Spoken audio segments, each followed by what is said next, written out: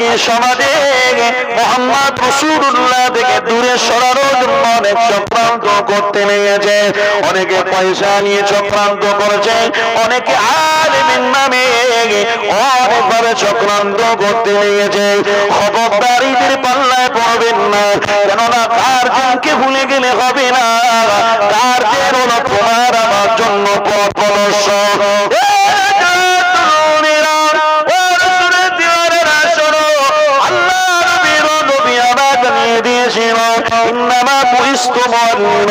তামাম পৃথিবী মানুষের জন্য মুহাম্মদ রাসূলুল্লাহকে আল্লাহ শিক্ষা গুরু করে বানিয়েছে।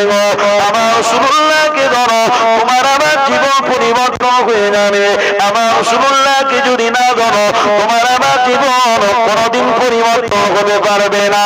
কেননা দুনিয়ার কোনো মানুষের কাছে গেলে, ওখানে গেলে আপনাকে কেউ সঠিক রাস্তা দেখাবে না। পৃথিবীর কোনো মানুষ নাজাত দিতে পারবে না। পৃথিবীর কোন মানুষের শক্তি না মৃত্যুর হাত থেকে সবাইকে বাঁচাবে। পৃথিবীর কোন মানুষের শক্তি না পৃথিবীর প্রত্যেকটা মানুষকে জান্নাতি রাস্তা দেখাবে।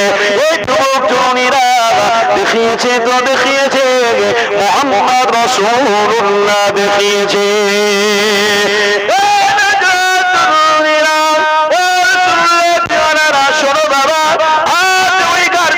ভুলে জেগেছেন, আজ ওই কাজকে ছেড়ে দিয়ে অন্য জায়গায় চলে যেতে লেগেছেন। খবরদার, রাসূলুল্লাহকে প্রেম আল্লাহ নিজে করেছিল, আমার হাবিবুল্লাহকে প্রেম করতে বলেছে। পৃথিবীর মানুষ যদি আল্লাহ নবীকে প্রেম করে, ভালোবাসে, অবশ্যই তারা জান্নাতি হবে, তারা জান্নাতি হবে না। সমাজের আমার বাবিদের ঘরে বলবো, আমার রাসূলুল্লাহকে ফলো করে চলো। নিজের সন্তানাদিদেরকে রাসূলুল্লাহকে দেখা, রাসূলুল্লাহ রাস্তাগুলোকে বাচ্চাদের দেখিয়ে দাও, তবেই নাজাত পাবে, নাজাত পাবে। না হয় তুমি আমি কোনোদিন নাজাত পেতে পারবো না। যারা আসবে দেখবে আমার বাচ্চাটারা উলঙ্গ নারীদের নাচ দেখেছে, বড় বড় পর্দা করে নিয়েছে, বই দেখেছে, সিনেমা দেখেছে, গ্রাম অঞ্চলে যাত্রা হয়েছে, অর্কেস্ট্রা হয়েছে, গ্রাম অঞ্চলে আপনার কত কিছু আছে, সব ওই সব হয়েছে। তারাও এসে ওসবে মগ্ন হয়ে যাবে। বলুন, ওই সব দিকে যদি থাকা হয়, মুহাম্মদ রাসূলকে পাওয়া যাবে? হ্যাঁ কি না? বলুন বলুন, পাওয়া যাবে না তো? তাহলে কোন দিকে থাকলে রাসূলকে পাবেন? বলুন কোন দিকে? নামাজের দিকে। বলুন বলুন, নামাজ, রোজা, হজ, যাকাত। ও, নামাজ, রোজা, হজ, যাকাত, বাহ, খুব ভালো। নামাজের কথা বললেন, হজের কথা বললেন, যাকাতের কথা বললেন, খুব ভালো কথা। কিন্তু আমি যদি আপনাদের প্রশ্ন করি, নামাজটা পেয়েছেন কোথায় থেকে? বলুন, পেয়েছেন কোথায় থেকে? এসেছে কোথায় থেকে? ছিল কোথায় নামাজ? আরে আসুন একটু আলোচনার দিকে যাই। কেননা নামাজ আমি আপনি জানতাম না, রোজাও আমি আপনি জানতাম না, হজ কি জিনিস আমি আপনি জানতাম না, পৃথিবীর মানুষকে কেমন ভাবে সম্মান করতে হয় তার বিষয় আমি জানতাম না। কিন্তু জানলাম কোথায় থেকে? আজ থেকে ১৫০০ বছর আগে নূহ নবী, দয়ার নবী যখন পৃথিবীর জমিনে তাশরীফ আনলেন, আল্লাহ নবী তোমার আমার কাছে হকের উপরে থাকার জন্য আল্লাহ যে কোরআন মুহাম্মদ রাসূলুল্লাহর উপরে নাযিল করেছিল, ওই কোরআনটাকে রেখে দিয়েছে আল্লাহ। ওই কোরআন পড়ো, মুহাম্মদ রাসূলকে খুঁজে পাবে, আল্লাহকে খুঁজে পাবে। তাহলে রাসূলুল্লাহ এসেছে বলে কোরআনও আমরা পেয়ে গেছি, ওই নবী পাক এসেছে বলে নামাজ, রোজা, হজ, যাকাত সবই আমরা পেয়ে গেছি। আল্লাহ নবী এসেছে তাই তো আমরা পেয়েছি। নবী যদি না আসতো তাহলে আমরা কিছুই পারতাম না, কিছুই আমরা বুঝতে পারতাম না। অথচ ওই নবীকে ভুলে নামাজের দোহায় জান্নাতে যাওয়ার ওসিলা বানাচ্ছি, রোজা করে রেখে আমরা অহংকার করে জান্নাতে যাওয়ার আশা করছি। এই যুবক শুনি রেখে দাও, এখানে একটা কথা আপনাদের বলি, কিতাবের কথা।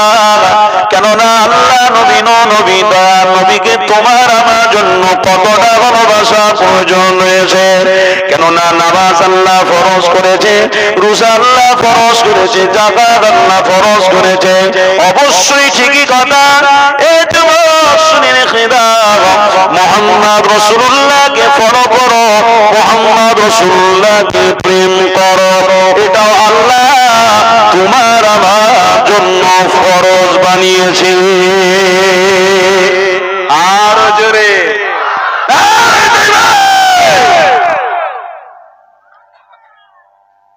তাহলে বুঝতে পাচ্ছেন তো মোহাম্মদ রসুল্লাহর ওসিলায় সবকিছু হয়েছে, তাই না?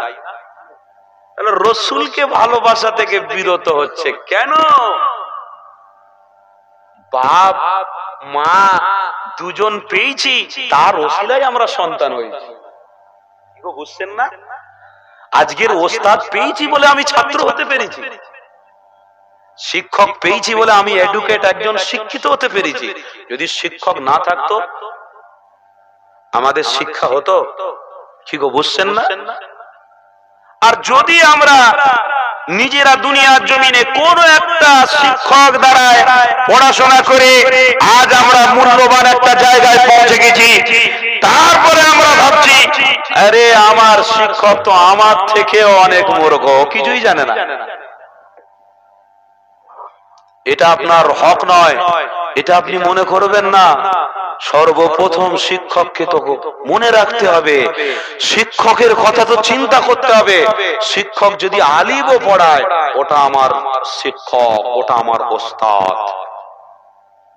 শিক্ষকের সর্বশ্রেষ্ঠ শিক্ষক কে?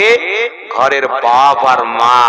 বাপ মা যে কষ্ট করে মানুষ করেছে, আজ ছেলে তুমি কোটি কোটি টাকার মালিক হয়ে গেছো বলে তোমার বাপকে বলছো তো কিচ্ছু খাটেনে, জায়গা জমি করে রেখে যায়নি, কিচ্ছু করেনি, শুধু খেয়েছে আর ওই করেছে তাই করেছে।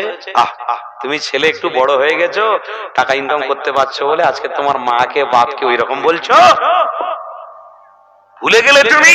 তোমার যখন কষ্ট দিন, তোমার যখন দুঃখের সময়, যখন তোমার জ্বালা যন্ত্রণা উঠেছে, মা কাঁদছে, আল্লাহ আমি আপনার কাছে রোজা রাখছি, আজকের নফল রোজার নিয়ত করেছি, আমার বাচ্চার শরীরটাকে সুস্থ করে দাও। আল্লাহ আমার বাচ্চাকে কোন ডাক্তারখানায় নিয়ে যাবো আমি পাচ্ছি না, সব জায়গায় গিয়ে হেরে যাচ্ছি। আল্লাহ আপনি হেফাজত করুন, আল্লাহ আপনি আমার সন্তানকে বাঁচান, আমার সন্তানকে আপনি আপনার সন্তানকে আল্লাহ আপনি হায়াত দারাজ করুন। আরে মা তাহাজ্জুদের নামাজে কেঁদেছে, বাপ তাহাজ্জুদের নামাজ পড়ে কাঁদছে, কোরআন শরীফ মাও পড়ছে, বাপও পড়ছে, পড়ে পড়ে কাঁদছে। আজকে ছেলে বড় হয়ে গেছে না, বাপ মাকে ভুলে গেছে। ও যুবক, আমি বোঝাতে চাইছি এটা আসল শিক্ষক হলো মুহাম্মদুর রাসূলুল্লাহ। আরো জোরে বলো। আজকে নবীকে ভুলে গেছে। ও এখন নামাজ পেয়ে গেছেন, তো রোজা পেয়ে গেছেন, হজ পেয়ে গেছেন, যাকাত দিতে পারছেন, তাছাড়া আর রসুলের দরকার কি আছে? নবীর কি দরকার আছে? কোন ভূমিকা নেই। হ্যাঁ, তাই তো বড় বড় পণ্ডিত দাবি করছে, সব বড় বড় আলেমরা দাবি করতে গিয়ে বুখারী শরীফ দেখাতে দেখাতে 1,24,000 পয়গম্বরকে ইহুদি বানিয়ে ফেলেছে। বলুন নাউজুবিল্লাহ। বড় সব শিক্ষিত হয়ে গেছে। ওই তো কিছুদিন আগে একটা দেশের নাম বলছি না, ওই দেশেতে একটা মোটা ধরনের ব্যক্তি, ও মাথায় পাগড়ি, টুপি, বড় দাড়ি, এসে চেয়ারে বসলো, সবাই মিলে তার কদমে সেজদা করছে, কদমে চুমা খাচ্ছে। বলছে আপনি কে? আমি নবী। জোরে বলুন নাউজুবিল্লাহ। আসলে কি ব্যাপারটা বলুন তো? টাকার অহংকার এসে গেছে। টাকা টাকা দুনিয়ায় টাকার পাল্লায় পড়ে নিজের দিল ও দিমাগকে পরিবর্তন করে ফেলেছে। বাবেরা, নওজোয়ান তরুণেরা ও রাসূলুল্লাহ দিওয়ানারা, আসো আমার নবী পাকের কথা আলোচনা করি। গ্রামের প্রত্যেকটা ভাই ও বাপকে বুঝতে হবে, আল্লাহ নবী নবী দয়া নবীকে প্রেম করা তোমার আমার জন্য আল্লাহ ফরজ বানিয়ে দিয়েছে গো। খবরদার রাসূলুল্লাহকে ছেড়ে দেওয়া যাবে না, আল্লাহ নবীকে ভুলে গেলে হবে না। যদি আমার রাসূলুল্লাহকে ভুলে যান, তাহলে দুনিয়ার জমিনে মানবতা টিকে থাকবে না, এই দুনিয়া জমিনে প্রেম বলে কিছুই থাকবে না, এই দুনিয়া জমিনে বাপ আমার সম্মান পাবে না। এই যুবক তরুণীরা, ও রাসূলুল্লাহ দিওয়ানারা, আজকে সমাজে মুহাম্মদ রাসূলুল্লাহ থেকে দূরে সরানোর জন্য অনেক চক্রান্ত করতে লেগেছে, অনেকে পয়সা নিয়ে চক্রান্ত করেছে, অনেকে আলেমের নামে অনেকভাবে চক্রান্ত করতে লেগেছে।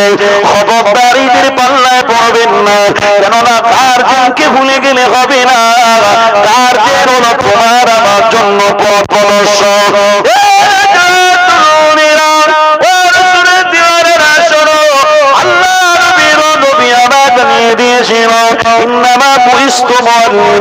তামাম পৃথিবী মানুষের জন্য মুহাম্মদ রাসূলুল্লাহকে আল্লাহ শিক্ষা গুরু করে বানিয়েছে। আমার রাসূলুল্লাহকে ধরো, তোমার আমার জীবন পরিবর্তন হয়ে যাবে। আমার রাসূলুল্লাহকে যদি না ধরো, তোমার আমার জীবন কোনোদিন পরিবর্তন হতে পারবে না। কেননা দুনিয়ার কোন মানুষের কাছে গেলে, ওখানে গেলে আপনাকে কেউ সঠিক রাস্তা দেখাবে না। পৃথিবীর কোন মানুষ নাজাত দিতে পারবে না, পৃথিবীর কোন মানুষের শক্তি না মৃত্যুর হাত থেকে সবাইকে বাঁচাবে, পৃথিবীর কোন মানুষের শক্তি না পৃথিবীর প্রত্যেকটা মানুষকে জান্নাতি রাস্তা দেখাবে। এই যুবক তরুণীরা দেখিয়েছে তো দেখিয়েছে, মুহাম্মদ রাসূলুল্লাহ দেখিয়েছে।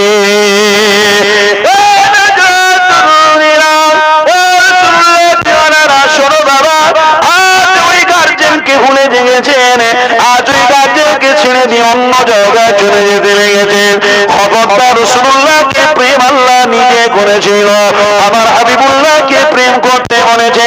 পৃথিবীর মানুষ যদি আল্লাহ নবীকে প্রেম করে, ভালোবাসে, অবশ্যই তারা জান্নাতি হবে, তারা জান্নাতি হবে না।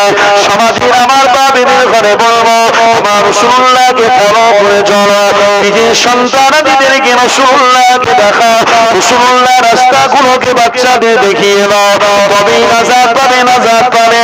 না তুমি আমি কোনোদিন নাজাত পেতে পারবো না। এই যুবক শুনে রেখে দাও, কিতাবের মধ্যে আছে আল্লাহ নবী নবিয়ানা যখন 7 বছরের 6 বছরের বাচ্চা, ওই 6 বছরে আম্মা আমিনা যখন আমার রাসূলুল্লাহ হাত মোবারকটা ধরে বাইরে করতে লেগেছে, ও যুবক শুনে রেখে দাও, আমার রাসূলুল্লাহ তখন আম্মা জানকে পেয়ে অনেকটা খুশি, আম্মা জানকে পেয়ে অনেকটা আনন্দ করতে লেগেছে। কেননা দুনিয়া জমিনের মানুষেরা আমার রাসূলুল্লাহকে ফলো করবে, আল্লাহ নবীর আখলাক চরিত্র মেনে তারা চলবে, কামিয়াবি হবে। আল্লাহ নবিয়ানা আম্মা জানকে ভালোবেসেছে বলে আজকে সমাজে মানুষেরা আম্মা জানকে ভালোবাসতে লেগেছে। আমার রাসূলুল্লাহ পৃথিবীর মানুষের কাছে শরিয়াত ঈমানটাকে রেখে গেছে, ওটার উপরে যদি আমি আপনি চলতে পারি, অবশ্যই কামিয়াবি বা সফলতা হয়ে যাব।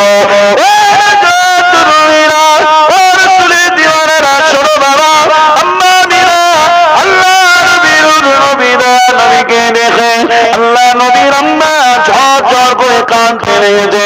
ওই সময় আম্মা আমিনা আমার রাসূলুল্লাহকে দেখে যেই না কাঁদতে লেগেছে, ওই সময় আমার নবী পাক আম্মা আমিনাকে বলতে লেগেছে, আম্মা জান কেন আপনি কাঁদছেন, কিসের জন্য আপনি কাঁদতে লেগেছে? ওই সময় আম্মা আমিনা বলতে লেগেছে, বাবা মুহাম্মদ শুনে রেখে নাও, তুমি যখন আমার গর্ভে ছিলে, তোমার পিতা দুনিয়া জমিন থেকে বিদায় নিয়ে চলে গিয়েছিল, তাই আজকে তোমাকে তোমার পিতা আমি উপহার দিতে পারিনি, তাই আমার চোখ দিয়ে পানি পড়ছে। কেন মুহাম্মদ? আজকে সমাজের প্রত্যেকটা মানুষ তোমাকে গরিব বলে, গরিব বলে। আরে আমার রাসূলুল্লাহর পিতা নাই বলে সমাজে প্রত্যেকে তারা গরিব লাকাব দিয়ে ফেলেছে। ও যুবক তরুণীরা, তাদেরকে গরিব বলা হয় যাদের পৃথিবীর জমিনে জন্ম হওয়ার পরে আব্বা না যদি বেঁচে থাকে, আম্মা না যদি বেঁচে থাকে, তাদেরকে সাধারণ সবাই গরিব বলবে। তাই আমার রাসূলুল্লাহর পিতা নাই বলে সবাই আমার হাবিবকে গরিব বলতে লেগেছে। আম্মা আমিনার বড় দুঃখ হয়, আম্মা আমিনার বড় কষ্ট হয়, এই জন্য আমার রাসূলুল্লাহকে দেখে কাঁদতে লেগেছে। এই যুবক আমার নবী পাক তখন আম্মা আমিনা চোখের পানি মুছে নিতে লেগেছে। আর ওই সময় আমার রব আল্লাহ পাক ফেরেশতা জিবরাইলকে পাঠিয়ে দিয়েছে, ও জিবরাইল যা আম্মা আমিনা কেন কাঁদে, কিসের জন্য কাঁদছে, যা। ফেরেশতা জিবরাইল এসে আম্মা আমিনাকে জিজ্ঞাসা করতে লেগেছে, আমিনা কেন আপনি কাঁদছেন, কিসের জন্য আপনি কাঁদতে লেগেছে? ওই সময় আমিনা বলেছিল, ওগো আমি এই জন্য কাঁদতে লেগেছে কেননা আমার বাচ্চার পিতা দুনিয়া জমিনে নাই। আজকের অনেক বাচ্চাদের পিতারা অনেকে নিয়ে ঘুরতে বের হয়, অনেক জায়গায় খাবার খরিদ করে দেয়। আমি আমিনা যখন দেখি আমার মনটা বড় খারাপ হয়ে যায়, আমার কলিজাটা অনেক কষ্ট হয়। পিতাদের দেখে, অনেক বাচ্চাকে খুশি করতে দেখে আমি নিজে অনেক দুঃখ পাই। যদি আমার স্বামী আজ বেঁচে থাকতো তাহলে মোহাম্মদকে নিয়ে ঘুরতে যেত, আমার ঘরেতে শান্তি থাকতো, আরাম থাকতো। আমি বড় আরামের সঙ্গে থাকতে পারতাম। এইরকম আমি ফেরেশতা জিবরাইলকে শোনাতে লেগেছে। এই যুবক তরুণীরা, ওই সময় ফেরেশতা জিবরাইল বলতে লেগেছে, আমিনা যে বাচ্চার হাত মোবারক আপনি ধরে রেখেছে, ওই বাচ্চা সম্পর্কে আপনি জানেন না। ওই বাচ্চাটাকে আল্লাহ কত বড় মাকামপূর্ণ বাচ্চা বানিয়েছে। ওই বাচ্চাটাকে আল্লাহ অনেক শ্রেষ্ঠ বানিয়েছে, সমস্ত পয়গম্বর আলাইহিস সালামের থেকে শ্রেষ্ঠ বানিয়েছে। আমিনা ওই বাচ্চা সম্পর্কে আপনি জানেন না। ওই বাচ্চাটা হলো আল্লাহর প্রিয় হাবিব। আরো জোরে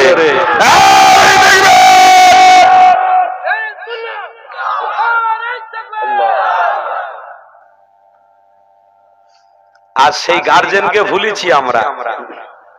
রসুলকে যখন ছেড়ে দেব তখন আর ভালো কাজ করতে ইচ্ছে হবে? বলুন বলুন।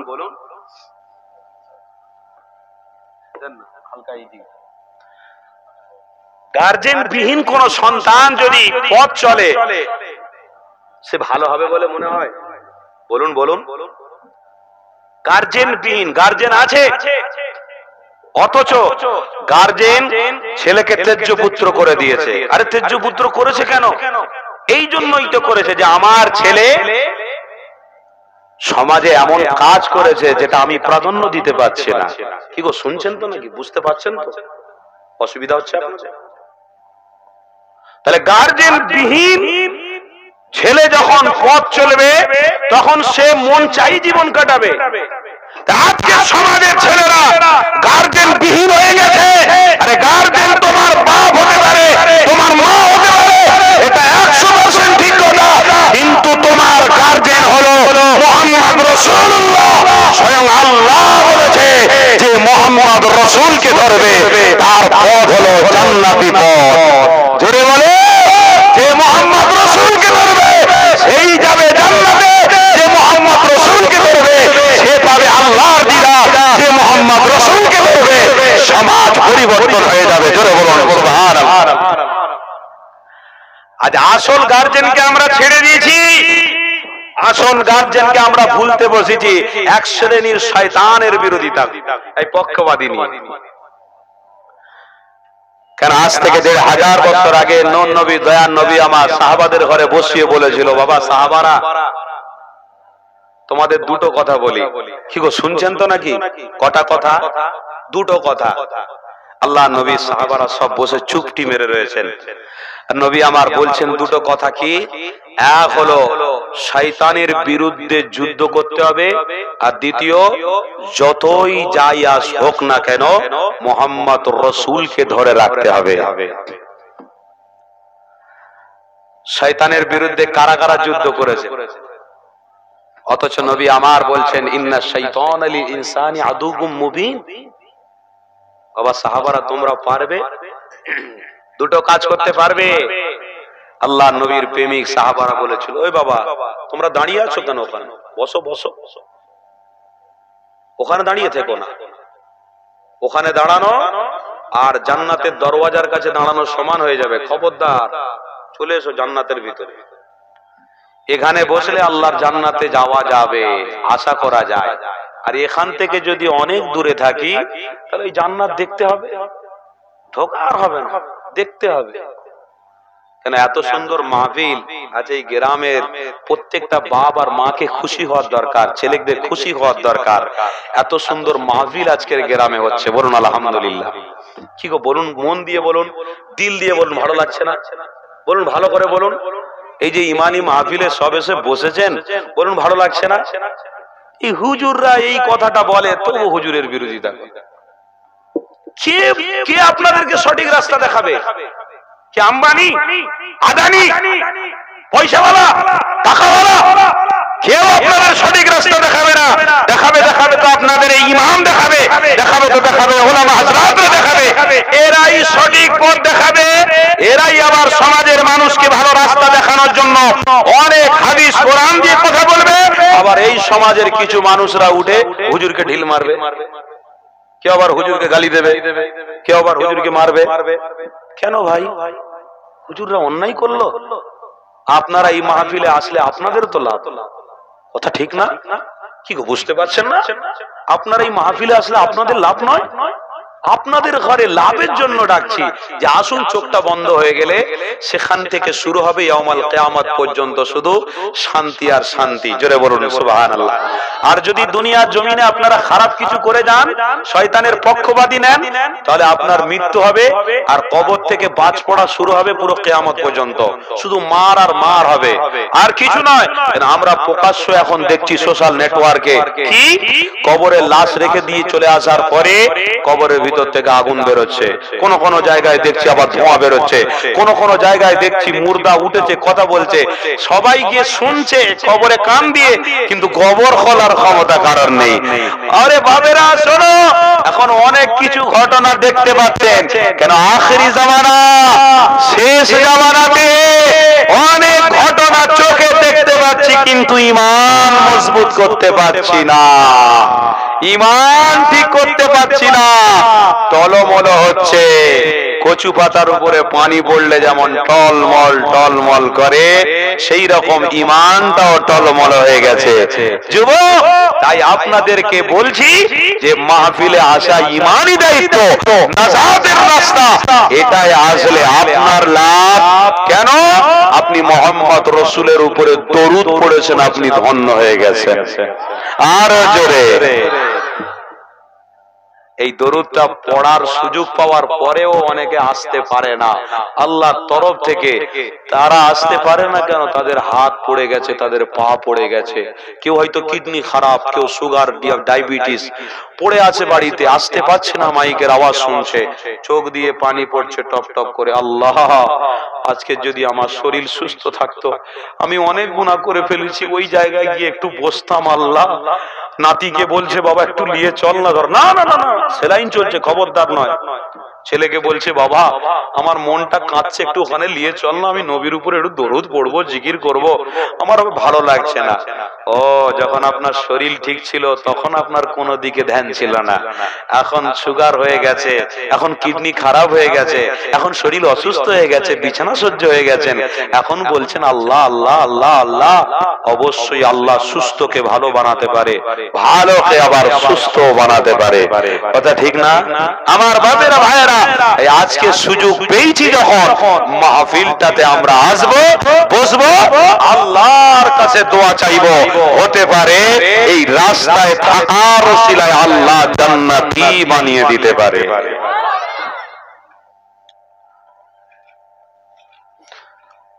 আমি যে কথা বলছিলাম ওই কথাটা একটু বলবো, আমার মনে আছে।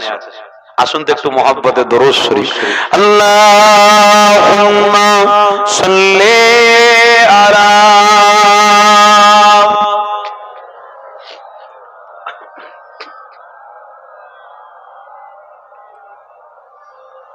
মাশাআল্লাহ।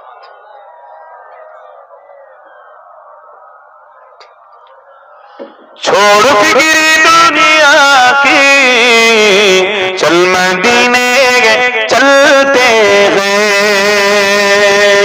छोड़ फिक्र दुनिया की, चल मदीने चलते हैं। मुस्तफा गुलामों को किस्मतें बदलते हैं। छोड़ फिक्र दुनिया की, चल मदीने चलते हैं। अल्लाहुम्मा सल्ले अला।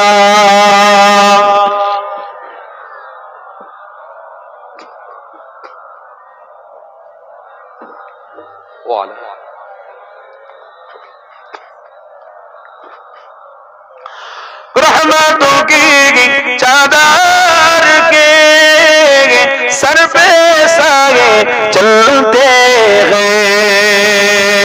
रहमतों की चादर के सर पे साए चलते हैं। मुस्तफा के दीवाने घर से जब निकलते हैं, बोलून ना सुभान अल्लाह। नारे तकबीर। छोड़ फिक्र दुनिया की, चल मदीने चलते हैं। मुस्तफा गुलामों को किस्मतें बदलते हैं। छोड़ फिक्र दुनिया की, अल्लाहुम्मा सल्ले अला मौलाना मुहम्मद व अला आलि सय्यिदिना मौलाना मुहम्मद। जिक्र साहिब बतहा को रीत अब बना दीजिए। जिक्र साहिब बतहा को रीत अब बना दीजिए। जिक्र जैसे गम खुशी में ढलते हैं। छोड़ फिक्र दुनिया की, चल मदीने चलते हैं। मुस्तफा गुलामों को किस्मतें बदलते हैं। छोड़ फिक्र दुनिया की, अल्लाहुम्मा सल्ले अला मौलाना मुहम्मद व अला मौलाना। नक्शे कर ले सीने पर नाम सरदार रेदी का। नक्शे कर लेंगे सीने पर नाम सरदार रेदी का। ए नाम है जैसे सब आदाब करते हैं। बोलो ना सुभान अल्लाह। এমন নাম আমরা পড়তে বসেছি যে নামের ওসিলায় বড় বড় আযাবকে আল্লাহ দূরে সরিয়ে দেয়। বলুন না সুবহানাল্লাহ। ওই নাম হলো মুহাম্মদুর রাসূলের নাম। বলুন না সুবহানাল্লাহ। छोड़ फिक्र दुनिया की, चल मदीने चलते हैं। मुस्तफा गुलामों को किस्मतें बदलते हैं। छोड़ फिक्र दुनिया की, अल्लाहुम्मा सल्ले अला मौलाना।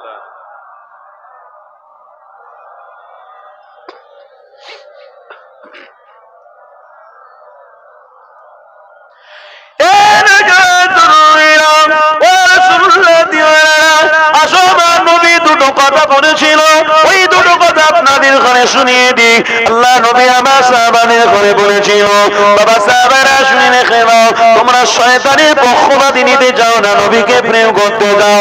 আল্লাহ নবী আমার যখন যখন এই কথাটা বললেন, আমার রাসূলুল্লাহ একটা কথা আবার জিজ্ঞাসা করছেন, বাবা সাহাবারা, যদি শয়তানের পক্ষপাতী নাও তাহলে তোমাদের জন্য জাহান্নাম রয়েছে, ফি নারি জাহান্নাম খালিদিনা ফিহা আবাদা। তোমরা কি শয়তানের পক্ষপাতী নেবে, আল্লাহ নবীর পক্ষপাতী নেবে, কোনটা নেবে বলো? এই সময় নবী পাকের সাহাবারা বলেছিলেন, ইয়া রাসূলুল্লাহ, হাবিবাল্লাহ, শয়তানের পক্ষপাতী নিলে জাহান্নামে যেতে হবে, আপনার পক্ষপাতী নিলে আমাদের ঘরে আমার সন্তান, আমার বিবি, আমার বাচ্চা যদি আপনার কুরবান হয়ে যায়, আপনার কদমে যদি আমরা বিলীন করে দিবা, কুরবান করে নি, তাহলে এতে করে কি পাওয়া যাবে? আমার নবী পাক বললেন, সর্বপ্রথমে দুনিয়া জমিনের রহমতের ছায়া থাকতে পারবে, দ্বিতীয় তোমরা আল্লাহর পক্ষ থেকে নিরাপত্তা পাবে, তৃতীয় নম্বরে তোমাদের যখন চোখ বন্ধ হয়ে যাবে তখন তোমাদের কবরে মুহাম্মদ রাসূলুল্লাহকে সাথী হিসেবে পাবে। এই যুবক তরুণীরা, এই সময় নবী আমার কথা বলার সাথে সাথে আমার নবী পাকের সাহাবারা আল্লাহ নবীর পক্ষপাতী নিয়ে নিলেন। আমার রাসূলুল্লাহ তখন একটা কথা বলেছিলেন, বাবা সাহাবারা শুনে রেখে না, আমি নবী যখন আমার পক্ষপাতী নিয়েছো, তাহলে তোমাদেরকে একটা কথা বলে দিয়ে শুনে রেখে না। আল্লাহ নবী সাহাবারা বলেছিলেন, ইয়া রাসূলুল্লাহ, হাবিবাল্লাহ, কি কথা আপনি বলেন? ওই সময় নবী আমার বলেছিলেন, মান রা মিনকুম মুনকারান ফালিয়ুগাইয়িরহু বিয়াদিহি ফা ইন লাম ইয়াসতাতি ফাবিলিসানি ফা ইন লাম ইয়াসতাতি ফাবিকলবি। আমার নবী পাক সর্বপ্রথমে সাহাবাদের ঘরে মেসেজ দিয়েছিল, বাবা সাহাবারা, যদি শয়তানের বিরুদ্ধে থাকতে চাও, রাসূলুল্লাহর পক্ষপাতী থাকতে চাও, তাহলে সর্বপ্রথমে তোমাদের কাজ এটাই হলো, মদিনার জমিনে যত হারাম কাজ হচ্ছে ওগুলোকে বন্ধ ইমিডিয়েটলি করতে হবে। এটাই হবে শয়তানের বিরোধিতা করা, এটাই হবে শয়তানের বিরোধিতা করা। আসল কাজ হলো এটা। আল্লাহ নবীর নবী দয়া নবী আমার যখন সাহাবাদের ঘরে ঘোষণা দিয়ে দিল, ওই সময় সাহাবারা সবাই মিলে বেরিয়ে পড়েছে, কিন্তু সর্বপ্রথম হযরত ওমর ফারুক দাঁড়িয়ে গেল, ইয়া রাসূলুল্লাহ, হাবিবাল্লাহ, হুজুর মদিনার জমিনে যত হারাম কাজ হতেছে ওই হারাম কাজগুলোকে আমি বন্ধ করে দেব। আল্লাহ নবী সাহাবী হযরত ওমর দাঁড়িয়ে পড়েছে, সবাই মিলে দাঁড়িয়ে পড়েছে। আল্লাহ নবী সাহাবী ওমর আগে রয়েছে, হযরত উসমান, আবু বকর, হযরত আব্বাস রাদিয়াল্লাহু তাআলা সবাই মিলে আবার হযরত ওমর ফারুকের নেতৃত্ব মেনে আগে আগে আগে চলে যাচ্ছে। কে বলেছে? দোজাহানের সুলতান বলেছে, কে বলেছে? আমার রাসূলুল্লাহ বলেছে, কে বলেছে? যাকে আল্লাহ সবচেয়ে বড় মর্যাদাপূর্ণ নবী বানিয়েছে, যাকে সমস্ত পয়গম্বর আলাইহিস সালামের আলা বানিয়েছে, যাকে সমস্ত পয়গম্বর আলাইহিস সালামের ইমাম বানিয়েছে আল্লাহ, তিনি অন্য কেউ নয়, তিনি হলেন মুহাম্মদ রাসূলুল্লাহ।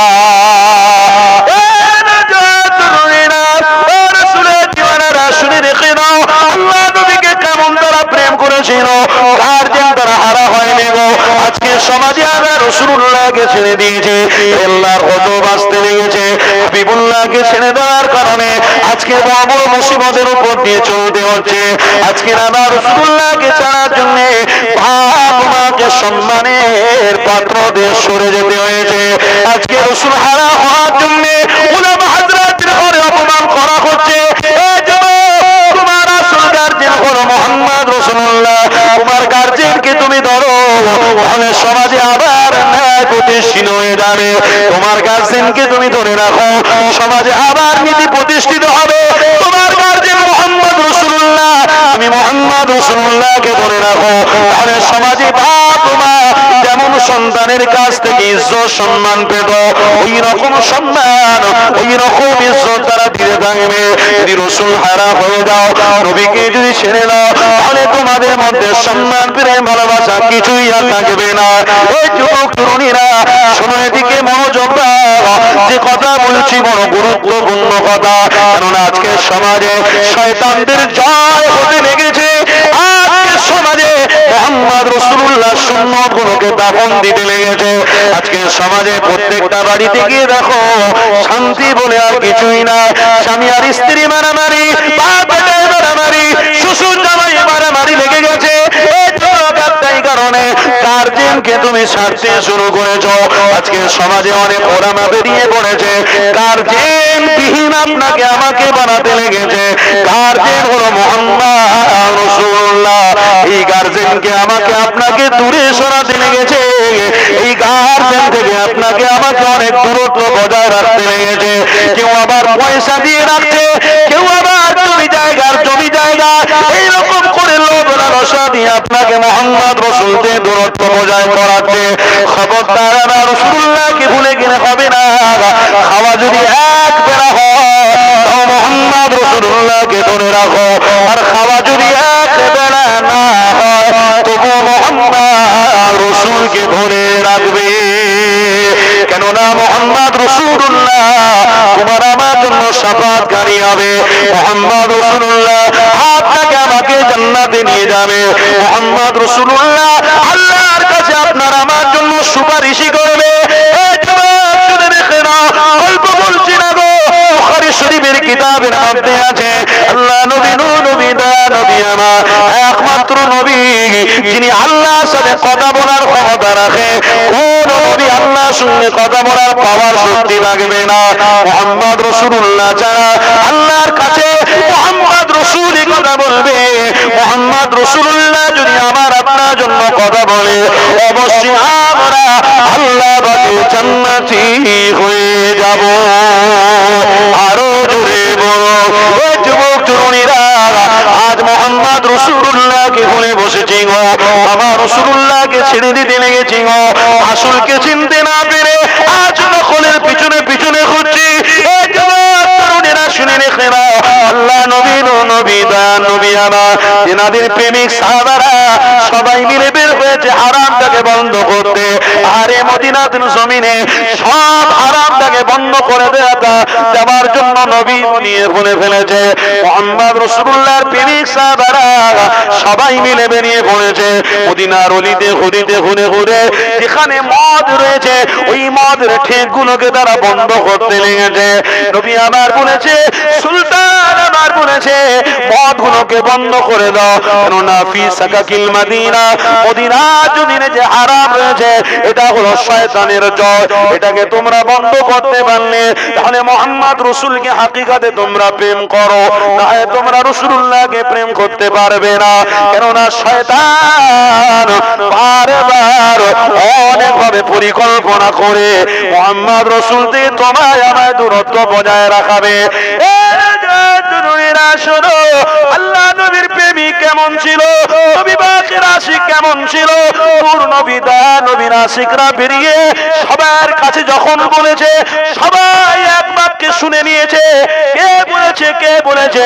মুহাম্মদ রাসূলুল্লাহ বলেছে মদিনা জমিনে মদটাকে বন্ধ করে দেওয়া হয়েছে। মদিনার অলি গলি থেকে মদের জোয়ার চলে যাচ্ছে, স্রোত চলে যাচ্ছে। আল্লাহ নবী সাহাবারা আমার নবী পাকের সামনে এসে দাঁড়িয়ে সালাম দিয়ে দাঁড়িয়েছে। ওই সময় নবী আবার সমস্ত সাহাবাদের দিকে লক্ষ্য করে বলেছে, বাবা সাহাবারা শুনে রেখে নাও, আজ সর্বপ্রথমে শয়তানের বিরুদ্ধে যুদ্ধ করার জন্য আল্লাহ নবীকে তোমরা প্রেম করে ভালোবেসে নবীর কথাটা শোনার জন্য আল্লাহর পক্ষ থেকে একটা বড় ফয়সালা হয়েছে। কি ফয়সালা? নবী আমার শোনাতে লেগেছে, বাবা সাহাবারা ফয়সালা হলো তোমাদের প্রতি আল্লাহ খুশি হয়ে জান্নাতি বানিয়ে দিয়েছে। আর জোরে অসুবিধা হচ্ছে আপনাদের? জান্নাতে যেতে গেলে প্রতিবাদ দরকার আছে, জান্নাতে যেতে গেলে চেষ্টার দরকার আছে। ক্ষুধা লাগলে বাজার করতে যেতে হয়, বাজার করে এনে বাড়িতে রান্না করে খান, আরাম হবে। আর যদি বলেন খাবার দাও, কে দেবে? কে দেবে আপনাকে? আপনার মুখের কাছে কেউ পৌঁছে দেবে না। তার জন্য আল্লাহ আপনাকে সমস্ত গঠন সাজিয়েছে। যে যে গঠন সাজিয়েছে সেই গঠনে তোমরা কাজ করো, রিজিক তোমাদের কাছে চলে আসবে। তা জান্নাতে যেতে গেলে ওই রকম প্রতিবাদ দরকার আছে, চেষ্টার দরকার আছে। আজকে আপনারা বসেছেন, আমি আপনাদের ঘরে প্রশ্ন করছি, কই একজন উঠে দাঁড়িয়ে বলুন তো যে জান্নাতে যাওয়ার জন্য আমার প্রতিভা অনেক, কিরকম প্রতিভা? আমি প্রত্যেকদিন ফজরের নামাজ পড়তে আসি আর আমার বিবিকেও ফজরের নামাজ পড়ার কথা বলি, আমার বাচ্চাদেরকেও ফজরের নামাজের কথা বলি। বলুন, এটা হলো জান্নাতের প্রতিভা। জান্নাতে যাওয়ার জন্য একটা আশার প্রয়োজন। আবারও রাসূল বলেছে ১৫০০ বছর আগে, বাবা সাহাবারা, ইয়া আইয়ুহাল্লাযীনা আমানু কু আনফুসাকুম ওয়া আহলিকুম নারা, তুমি যখন জান্নাতে যাওয়ার প্রতিভা রেখেছো, তুমি যখন মুহাম্মদ রাসূলকে অনুসরণ করেছো, অতএব তোমার উপরেও একটা গুরু দায়িত্ব রয়েছে। কি? সেটা হলো তোমার বিবি, তোমার আহল পরিবারকেও মুহাম্মদ রাসূলুল্লাহর আশিক বানিয়ে যেতে হবে।